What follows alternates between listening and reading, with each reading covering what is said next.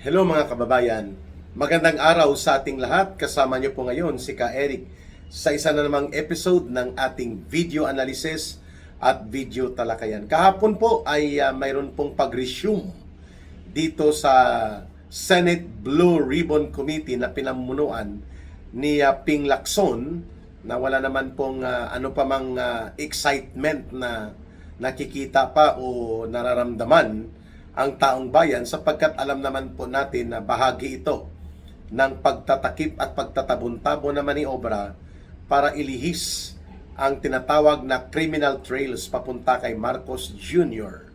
at kay Martin Romualdez. Subalit kahapon po may dalawang surprise surprise na mga testigong ipinresenta. Si Senator Ping Lacson na naglilink ng kanilang testimonya o nag-uugnay dito po sa kay mag-asawang Diskaya at kay Martin Tambaloslos Romualdez. Ang pinuntuhan po doon sa revelation nitong dalawang surprise witnesses na inilahad kahapon ang kanilang mga salaysay doon sa Senate Blue Ribbon Committee, na si Martin Romualdez ang may koneksyon di umano direkta sa mga Diskaya pagdating dito sa mga pagpapagawa ng mga bahay hinggil sa properties dyan sa may Forbes Park. Mukhang ito ang tinumbok na number 42 McKinley Road property at ang isa pang property sa loob ng Forbes Park na nagkakahalaga daw ng mga 1.2 billion pesos at ang renovation ay mahigit 1 billion din. Ang contractor renovator ay ang Diskaya couple. At ayon sa salaysay nitong dalawang witnesses na naipresenta kahapon doon sa Senate Blue Ribbon Committee ni Ping Lacson, ay nakausap nila itong lalaki na Diskaya according sa broker o yung real estate property broker agent na nagbenta at nag-go-between kina Martin Romualdez at dito sa original owner na Ocampo family. At itong brokerage agent for real property ay ipinakilala itong dalawang tauhan ni Mr. Ocampo dito sa kontraktor na magsasagawa ng renovation na minamadali. Sabi niya, may deadline kami. Kailangan i-pull out nyo na ang lahat ng gamit dito na naiwan pa ng previous owner. At in that instance, nakita po nitong dalawang testigo, itong si Ginoong Diskaya, ang asawa po ni Sara Diskaya. And according to them, mayroon mga around 5 minutes na conversation at naibungad nga nitong Ginoong Diskaya na ang principal nila sa pagsasagawa ng renovation na minamadali ng nagkakahalaga ng mga 1 billion pesos dyan sa mga bahay na yan na sinasabi natin sa Forbes Park. Itinuro nito ni Ginoong Diskaya si Martin Tambaloslos Romualdez. Aba, mukhang panibagong liko ito, panibagong cutting the corner, napapunta ba kay Romualdez ang pagbubunyag? At ito ba ay panimula na ng pag-unload ng katotohanan sa involvement ni Martin Romualdez, ni Tambaloslos, bilang co-conspirator sa malakihang pandarambong at pagnanakaw at korupsyon na isinagawa nila ng kanyang pinsan na si Marcos Jr., na siya naman pong isiniwalat na ni Ginoong Saldico. Wow! So, nauna nating nakita dito na hindi naman po gagawa ng kwento itong dalawang testigo, na ituturo nila ang ugnayan ni Charlie Diskaya, Sara Diskaya, or Curly Diskaya, Sara Diskaya, at ni Martin Tambaloslos, nang basta-basta na lang hinugot nila mula doon sa manipis na mga diskarte ng kanilang palusot, no? Sapagkat established na sila ay tauhan, staff ng pamilya Ocampo, at napag-utusan sila na mag-manage ng pag-pull out ng mga kagamitan na naiwan pa ng previous owner, na sila nga itong mga Ocampo family, at nagkataon na nagpang-abot ang kanilang oras doon, na minamadali din sila nito ni Ginoong Diskaya, representing the principal Martin Romualdez, doon sa a billion peso renovation and restoration ng mga bahay na pinaganda, pinalaki pa. At ngayon, nagkakatotoo ang unang pahayag ng mga Diskaya na ang kanilang pagkakaroon ng super contracts na malakihan at mabibigat na mga proyekto by the billions of pesos ay dahil konektado sila kay Martin Tambaloslos. Yan din po ang isiniwalat ni Saldico, na maliban sa kanya, sila Tambaloslos ay nag-ooperate din ng sarili nilang mga contractors. At isa dyan ang ginagamit nila Marcos at nila Romualdez, itong mag-asawang Diskaya. Oh, this is a very interesting twist dito sa pagpipigil sa attempt na ilihis at pagtakpan ang involvement ni Ginoong Marcos at nila sa Romualdez sa pagiging mastermind. Biglang sumulpot itong dalawang witnesses na nangungontrata pala talaga ang mag-asawang Diskaya pati sa personal na mga projects ni Tambaloslos sa multi-billion na mga pagpaparepair niya ng bahay niya at iba pang construction related sa mga bahay na pinopurchase nila dyan, at malamang pati sa kina Marcos na mga property na nakuha nila sa Forbes Park. Itong Diskaya couple, ang kanilang construction group, ang namamahala at namumuhunan para dito sa mga repair, renovation, and restoration. So hindi kataka-taka na talaga naman pong magtatanggi dito si Martin Tambaloslos at sasabihin niya, hindi kami kilala at hindi namin yan alam ang ganyang mga salita na pahayag.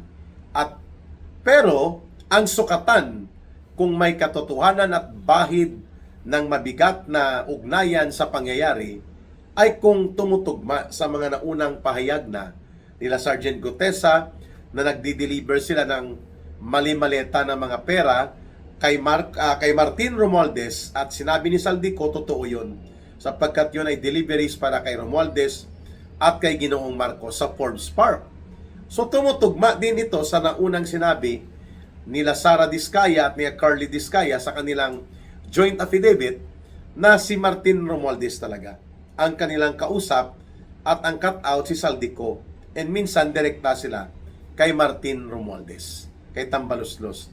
Ito ngayon ay nagbibigay ng bigat sa katotohanan ng inilahad nila Diskaya nung nauna sa bago po magsabotahe sa Senate Blue Ribbon Committee. Sila Tuta Soto at sila Ping Lacson ay nagkaroon pala talaga ng ugnayan sa pangungontrata at mga business operations na mayroon pong ugnayan sa sindikato ng Pandarambong, itong si mag-asawang Diskaya at sila Martin Tambaloslos. Ayan. So saan ito papunta? Akala ba natin ay iniiwasan nilang madugtungan nila Ping Lacson at nila Tuta Soto, na Tuta Soto na tuloy ang tawag, hindi na Tito Soto, na madugtungan si Romualdez, sapagkat kapag nadugtungan si Romualdez, magdudugtong na rin kay Marcos Jr. Parang lumalabas ang balita ay may bahid ng bigat ng katotohanan na si Marcos ngayon ay nagkakaroon ng pagdududa kung makukuha pa nila ang loyalty kasama si Romualdez dito sa loob ng Kongreso pati sa Senado, sa gitna ng napakalaki at napakaseryosong iskandalo na nagtuturo ng pagiging mastermind ni Marcos at Romualdez hinggil po sa Pandarambong sa Kabanang Bayan. So abangan natin po itong ano pa ang susunod na ilalahad, kasi nagbalik na rin pala sa Pilipinas nitong nakaraang 2 araw lang itong si Kolokoy Manibunuan, na dating DPWH Secretary ni Marcos, na siyang pasimuno dito sa mga panluloko na nagsasabi siya at nagbibida-bida na mayroong 9,000 600 flood control projects daw na natapos na at mayroon pang darating na mga 4,000 at yun pala puro halos 80% ghost o drawing lang o kaya sinimulan lang hindi tinapos, inubos ng pera. At itong si Bunuan na nagtago initially sa Amerika pero takot din siyang hulihin ng ICE ng Immigration Authority ng Amerika, bumalik ng Pilipinas at binuking ni Ping Lacson na ito ay mayroong panluloko na ginawa sa gobyerno dahil mga maling grid coordinates at mali-maling data input ang ibinigay nila upang kunwari ay mayroong flood control. Yun para hindi yun ang totoong flood control doon sa mga pinunduhan na mga bilyon-bilyon na ibinaba at ipinalaganap nila Marcos at Romualdez. So si Bunuan ang itinuturong direktang boss ni Cabral at nila Bernardo. At siya din ang itinuturong backer, partner nitong kontrobersyal na kontraktor na si Edwin Garjola, na ngayon po ay subject na rin for investigation dahil napipilitan na rin si Marcos at sila Romualdez na ihulog ito si Garjola. Nakagaya din po kay Saldico, napakarami din po itong mga flood control projects and infrastructure project construction na ang koneksyon ay sa sindikato nila Marcos at Romualdez at pati po sa Diskaya couple. Wow! So nagdudugtong-dugtong na ito, mga kababayan. Ano po ang unang epekto nito? Ibig sabihin po, nagkakaroon ng crack, nagkakaroon ng bitak sa loob po ng pagkakaroon ng alyansa ni Marcos kila Romualdez sapagkat mukhang maididiin talaga ang katotohanan si Marcos at si Romualdez ay nagtrabaho ng magkasangga bilang mga mastermind kung paano durubuhin ang budget sa pamamagitan ng pandaraya o pang-iistafa sa budget cycle.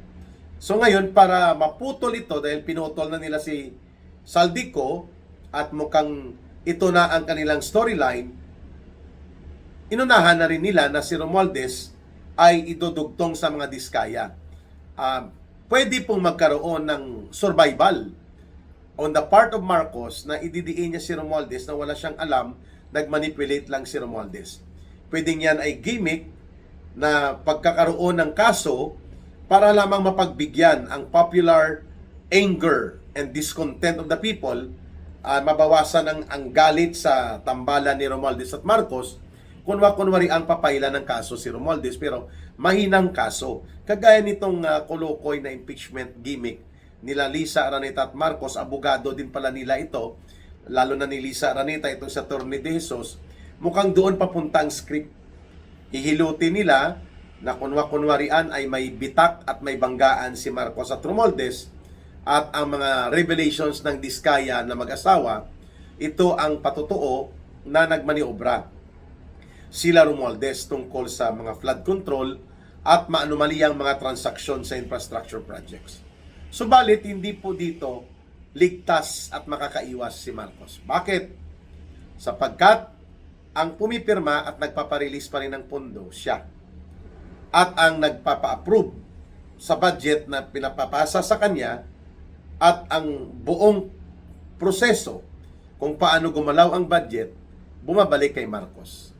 At kung ano man po ang dugtungan ng Diskaya couple na ito, kay Martin Tambaluslos, matagal na pong alam yan ng taong bayan na si Tambaluslos ang tagapagtoka kung magkano ang porsyento, magkanong i-deliver at magkanong ihahatid kay Marcos, kay Romualdez. Di po ba sabi ni Saldico, inutusan siya ni Presidente, ni Marcos at ni Romualdez na mag-produce ng 2 billion pesos na pera. Kada buwan, no, makapag-produce sila gamit ang mga budget insertions, mga unprogrammed at mga ghost projects. Yun ang naging papel ni Saldico. At mukhang may ilalabas pa ito na karagdagang mga video expose laban sa magpinsang ito. Kaya inunahan na nila itong pagkakaroon ng kunwari ay dugtungan ni Romualdez sa mag-asawang Diskaya. Pero lumalabas po na hindi lang si Romualdez ay may dugtungan at may ugnayan sa sindikato na pangungontrata nila Garjola at nila Diskaya. Kundi pati itong si Bunuan, nagsilbi din pala itong conduit o linya ng sindikato ni Marcos at Romualdez pagdating po dito sa pangungulimbat sa mga proyekto na pinunduhan sa unprogrammed appropriations, insertions a la pork barrel. Ayan, masaya ito ha. Akala nyo hindi makikita ng taong bayan na ginigimik-gimikan nyo na kunwa-kunwarian ay ilalaglag na rin si Romualdez. Ay paano kung pumalag dyan si Romualdez? Di sambulat lahat, no? Sabog ang bituka ni Marcos nito kapag isiniwalat ni Martin Romualdez na totoo ang binabanggit ni Saldico na inutusan sila ni Marcos na gumawa ng pera sa pamamagitan ng pandaraya, pandarambong at pangungurakot sa mga proyekto through the budget manipulation na ginawa nila.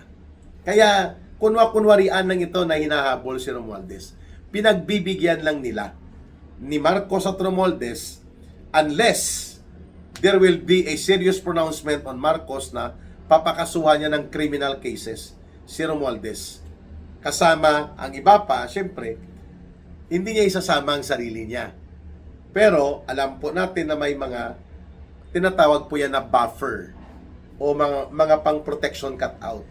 Mahinang kaso lang, palabasin lang in public na nagkakalabuan para lamang masatisfy ang nagngangalit na sentimiento ng taong bayan hinggil sa malawakang iskandalo ng pandarambong at korupsyon na pinangunahan ni Marcos at Mila Romualdez.